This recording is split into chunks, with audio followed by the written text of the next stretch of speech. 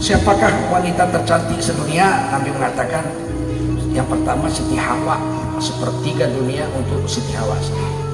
Yang kedua Siti Saroh, istri Nabi Ibrahim yang pertama, sepertiga kecantikan sedunia wanita dijadiin satu untuk Siti Saroh sendiri.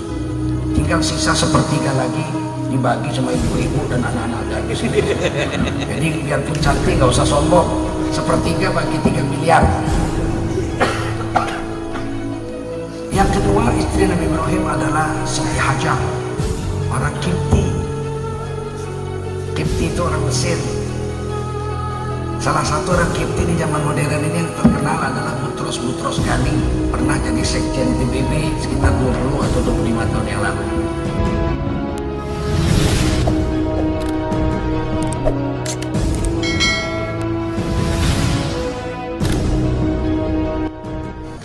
Di dalam tafsir Ibnu Katsir diceritakan istri Ibrahim yang ketiga namanya Qantura. Qantura itu istri Nabi Ibrahim itu ada 4 menurut Qasasul Anbiya Imam Ibnu Katsir. Yang pertama Siti Saroh, wanita tercantik sedunia. Sehingga ketika Nabi ditanya, ya Nabi siapa wanita tercantik sedunia? Nabi menjawab Siti Saroh. Di dalam tafsir Ibnu Katsir diceritakan sepertiga kecantikan perempuan sedunia dijadiin satu untuk Siti Saroh sendiri. Mungkin kalau kita ketemu pingsan kita.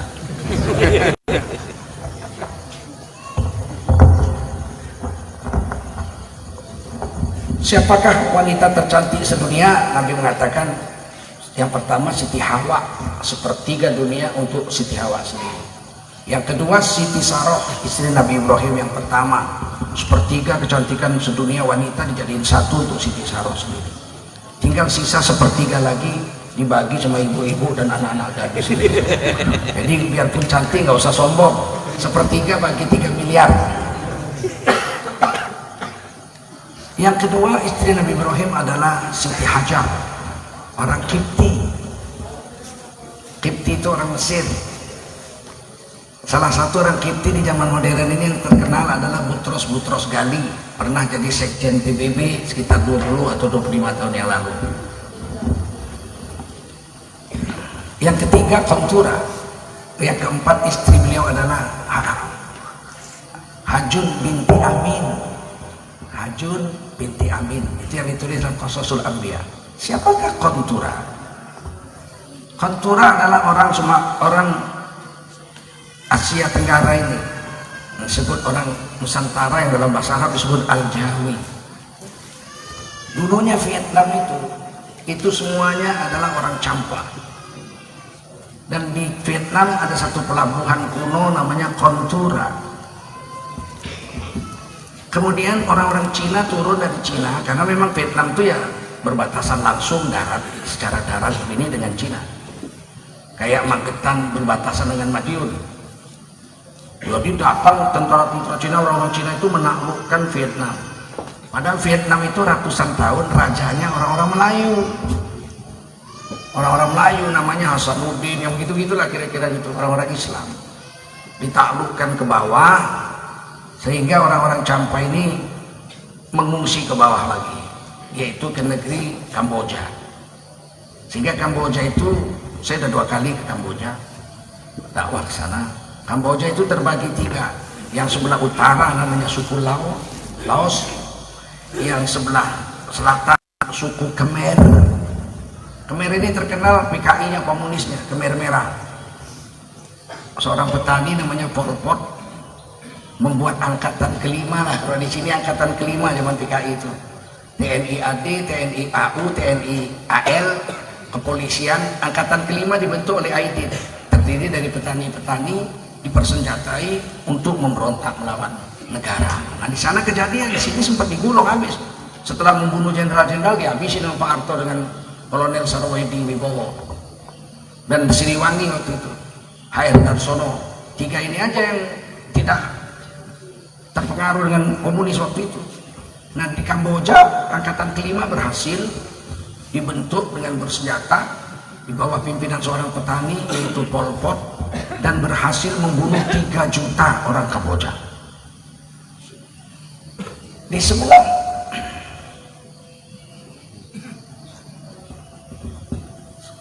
jadi utara, selatan, timur tenggara, jadi sebelah timur itu yang menghadap ke laut Cina Selatan itu disebut suku Champa. Suku Champa inilah yang digusur oleh orang-orang Cina dari Vietnam turun ke Champa, dan mereka ini 100% Islam. Salah satu keturunan Champa itu Sunan Ampel dan Sunan Gunung Jati, itu keturunan Champa. Dan saya sudah ke sana waktu kejadian kerusuhan Pol Pot itu. 700.000 orang Islam dibunuh di Champa, bukan sedikit. Dari 3 juta yang dibunuh Pol Pot, 700.000 itu orang Islam.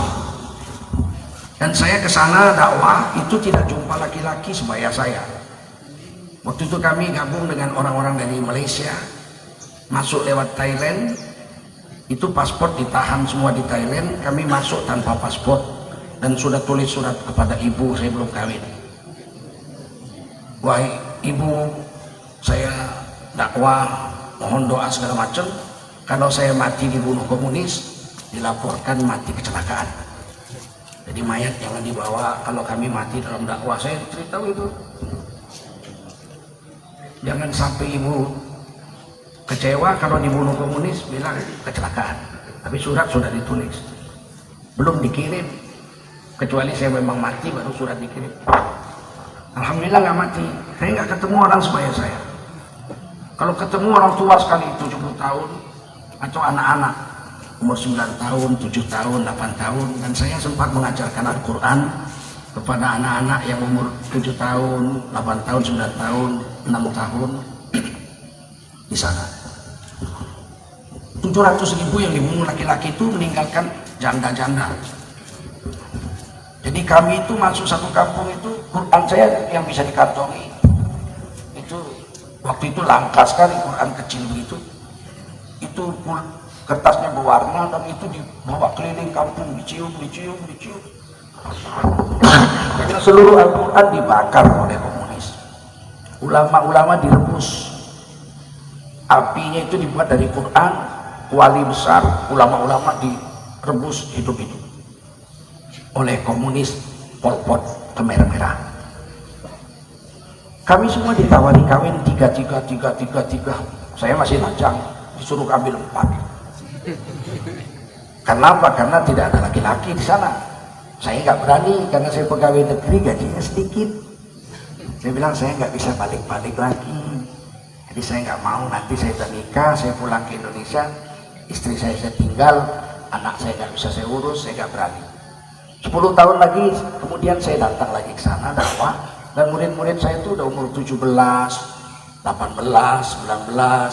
16, dan semua istrinya 4. Mereka masih kenal dengan saya setelah 10 tahun. Nah, Kontura itu orang Champa, pelabuhannya di Vietnam yang